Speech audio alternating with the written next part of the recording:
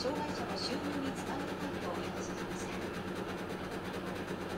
かわってお天気です。今日の道内は南西部を中心に広い範囲で晴れています。では各都市の今後の天気からご覧ください。稚内ではにわか雨があるでしょう。その他は夜にかけて晴れるところが多くなります。予想最高気温です。札幌や旭川は33度、本日は34度まで上がり、今年一番の暑さとなる見込みです。おしまいに明日の全道のお天気です。